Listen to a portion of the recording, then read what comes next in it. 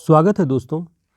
हिंदी साहित्य TGT PGT परीक्षाओं से संबंधित महत्वपूर्ण कवियों की श्रृंखला में इस वीडियो में हम अयोध्या सिंह उपाध्याय हरिऔध के बारे में पढ़ेंगे।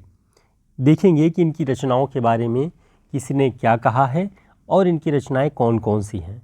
शुरुआत करते हैं। सबसे पहले इनका जीवन काल सन 1865 से 1947 ईस्वी तक रहा है। ध्यान रखना है, इनका जन्म 1865 ईस्वी में है। जन्मक्रम वाले प्रश्नों में ये काम आएगा आपके। इनका जन्म निजामाबाद जिला आजमगढ़ में हुआ। हरिऔध जी ने खड़ी बोली और ब्रज भाषा दोनों में रचनाएं की। इसके पहले अगर आपने ध्यान दिया होगा, श्रीधर पाठक के बारे में जब हमने वीडियो बनाई तो उसमें भी ये बताया कि वो खड़ी बोली और ब्रजभाषा दोनों में कविताएं लिखते थे। ऐसा क्यों? ऐसा इसलिए कि ये दोनों कवि द्विवेदी युग के कवि हैं और द्विवेदी युग में भाषा, कविता की भाषा को लेकर के असमंजस की स्थिति थी, क्योंकि परंपरागत रूप से ब्रज भाषा को कविता में प्रयोग किया जा रहा था, लेकिन आधुनिकता के प्रभाववश हिंदी खड़ी बोली के विकास के प्रभाववश खड़ी बोली में भी कविताएं लिखी जाने लगी। कवियों के मन में द्वंद्व था कि ब्रज भाषा को चुने या खड़ी बोली को, तो प्रायः सभी ने खड़ी बोली और ब्रज भाषा दोनों में रचनाएं की, ये देखा जाता है। नगेंद्र जी ने लिखा है हरिऔध जी के बारे में कि पुरातन संस्कृति का पुनरुद्धार, देश के वर्तमान युवक का उचित मार्गदर्शन तथा कविता में उपदेशात्मक वृत्ति को इन्होंने आरंभ से ही अपना ध्येय रखा है। ये इनके बारे में नगेंद्र जी ने लिखा है। द्विवेदी युग के प्रख्यात कवि होने के साथ साथ वे उपन्यासकार, आलोचक और इतिहासकार भी थे। ये नगेंद्र जी की पुस्तक में लिखा हुआ है। इनकी प्रमुख रचनाओं के बारे में हम देखते हैं।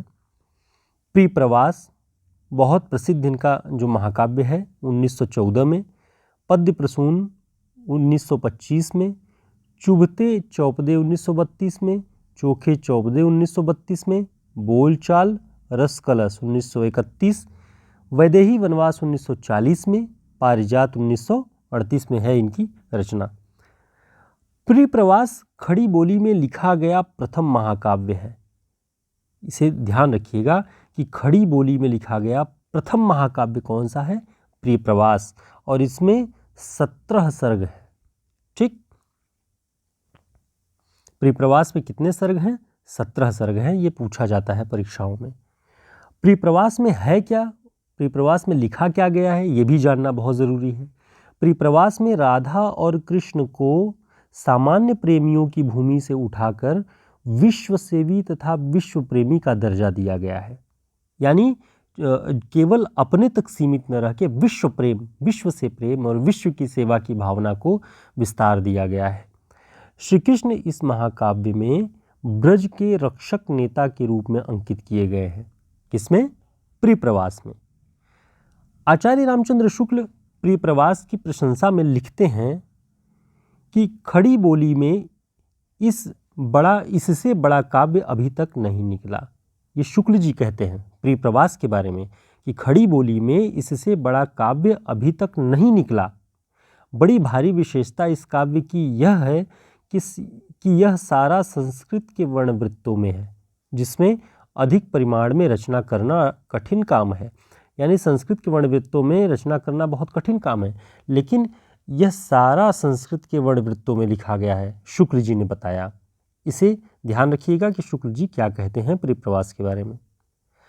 प्रियप्रवास पर हरिऔध जी को हिंदी का सर्वोत्तम पुरस्कार मंगला प्रसाद पारितोषिक प्रदान किया गया। ठीक, तो हरिऔध जी की किस रचना पर मंगला प्रसाद पारितोषिक प्रदान किया गया? प्रियप्रवास पर। आगे देखते हैं अन्य रचनाएं। रसकलश। रसकलश एक रीति ग्रंथ है। ध्यान रखिएगा, कभी भी परीक्षाओं में पूछे कि हरिऔध जी का रसकलश किस कोटि का ग्रंथ है, रीति ग्रंथ, रस ग्रंथ, अलंकार ग्रंथ, कौन सा ग्रंथ है? तो ये रीति ग्रंथ है, जिसमें रस स्वरूप और रस प्रकारों का सूक्ष्म विवेचन किया गया है और ये ब्रज भाषा में लिखा गया है। ठीक, रसकलश ब्रज भाषा में लिखा गया है। वैदेही वनवास यह एक श्रेष्ठ महाकाव्य है। नगेंद्र जी लिखते हैं यह एक श्रेष्ठ महाकाव्य है और यह खड़ी बोली में रचा गया ग्रंथ है। वैदेही वनवास में कुल 18 सर्ग हैं। प्रियप्रवास में हमने देखा 17 सर्ग हैं और वैदेही वनवास में 18 सर्ग हैं।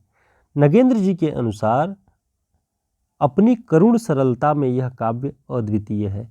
वैदेही वनवास नाम से ही जैसे आप समझ सकते हैं कि श्री राम द्वारा सीता जी का जो निष्कासन किया गया उस पर आधारित है, सीता का जो गृह त्याग था उस पर आधारित है। तो इसमें करुण सरलता में यह काव्य अद्वितीय है। पारिजात इनकी जो रचना है उसमें कुल 15 सर्ग हैं।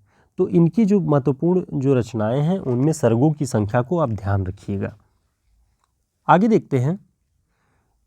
चुभते चौपदे, चोखे चौपदे और बोलचाल, 3 रचनाएं। इसमें उन्होंने मुहावरेदार भाषा का प्रयोग किया है।